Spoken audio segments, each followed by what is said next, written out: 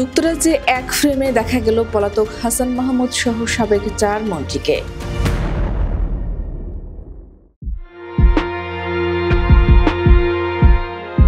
যুক্তরাজ্যে এবার একসাথে আওয়ামী লীগ আমলের পলাতক সাবেক 4 মন্ত্রীকে দেখা গেছে। মঙ্গলবার যুক্তরাজ্যের একটি হাসপাতালে তাদের দেখা যায়। পরবর্তীতে তাদের এই ছবি সামাজিক মাধ্যমে ছড়িয়ে পড়ে। জানা গেছে, যুক্তরাজ্য আওয়ামী লীগের সভাপতি সুলতান মাহমুদ শরীফ বেশ কিছুদিন ধরে অসুস্থ অবস্থায় হাসপাতালে চিকিৎসা নিচ্ছেন। চিকিৎসারত নেতাকে দেখতে মঙ্গলবার হাসপাতালে দেখতে যান তারা।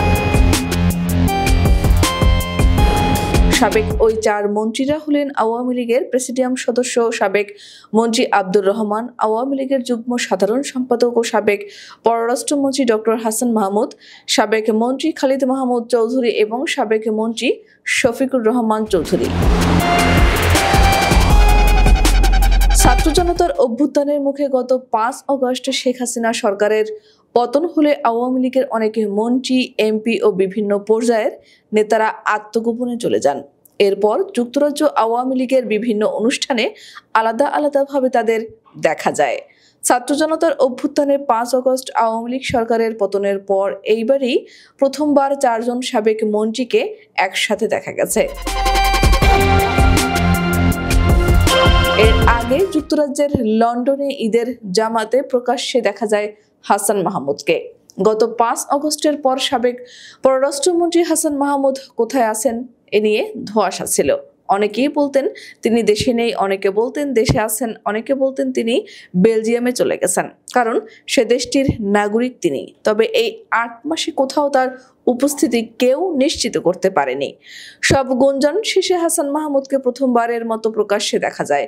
স্থানীয় সময় গত রোববার লন্ডনের গ্যাংসিল এলাকার আল কালাম মসজিদে জামাতে নামাজ আদায় করতে দেখা যায় হাসান মাহমুদকে।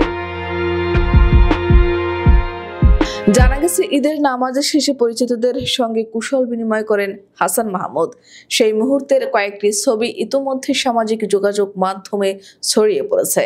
একটি ছবিতে দেখা যায় তিনি যুক্তরাজ্য আওয়ামী লীগের সাধারণ সম্পাদক সৈয়দ ফারুকের সঙ্গে কোলাকুলি করছেন। আরেকটি ছবিতে হাসান মাহমুদের সঙ্গে সাংবাদিক সৈয়দ আনাস পাশার ছেলে ও আইটিভির সাংবাদিক মাহাথির পাশাকে দেখা গেছে। এছাড়া ছবিতে আরো 2 কিশোরকে দেখা গেছে। জানা গেছে, হাসান মাহমুদ বেলজিয়ামে থাকেন। লন্ডনে পড়ালেখারত ছেলের সঙ্গে ঈদ করতে তিনি লন্ডনে এসেছেন। প্রসঙ্গত, বৈষম্য বিরোধী ছাত্র জনতার আন্দোলনে গুলি ও ককটেল বিস্ফোরণের অভিযোগে ঢাকা ও চট্টগ্রামে হাসান মাহমুদের বিরুদ্ধে একাধিক মামলা রয়েছে। এছাড়া দলটির প্রেসিডিয়াম সদস্য সাবেক মন্ত্রী আব্দুর রহমানও মার্কিন যুক্তরাষ্ট্রে ঈদ উদযাপন করছেন। তার মতো বিভিন্ন দেশে অবস্থানকারী নেতারাও আছেন খোশ মেজাজে, অথচ কর্মীদের অভিযোগ তাদের খবরও রাখছে না কেউ।